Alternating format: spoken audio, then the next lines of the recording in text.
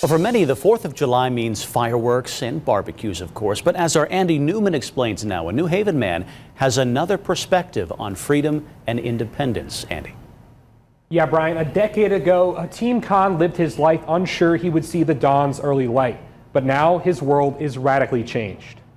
If you've been to an event in the city of New Haven in the past half a decade, you may have come across Hatem Khan, honoring the red, white, and blue by volunteering and sharing his story. But Khan hasn't always seen Purple Mountain Majesties or amber waves of grain. I was born right on the border of Pakistan and Afghanistan. When you live that close to the war zone, we've seen it all, yeah, obviously. So, and at that time, the pressure was very bad, the Taliban, of course. And that pressure stripped away many of the comforts he now holds so dear. You never know when you're going to die. I mean, 24/7, there is a suicide bomber threats. There is people just killing each other for no reason. You don't have your freedom.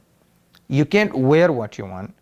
You can style your hair the way you want. Sometimes you cannot even speak the words you want to speak. But Khan used the words that he could speak to make a difference across the border. The English was God-gifted to me, and many other languages, but especially English. There was a colonel, and he told me if I would be able to translate for them. And I said, yeah, sure. And that's when we start the beautiful journey, of course. A journey to come to America, with its fair share of hardships due to his work with the U.S. military. It wasn't very good for me to stay there. You know, there was a couple of threats. My family was get a couple threats a couple times. And because of those threats, Khan was forced to uproot his entire life in an instant. It was such a rush. My visa was approved, and I left after 3.5–4 days.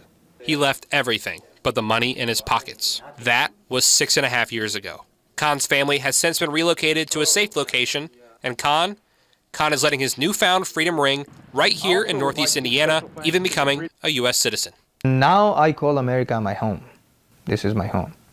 When I went to Pakistan a couple of years ago, I told my mom, I said, Mom, I need to go home. She said, well, I think this is your house. I said, nah, Mom, this is my home. And that means more to Khan than the distance from sea to shining sea.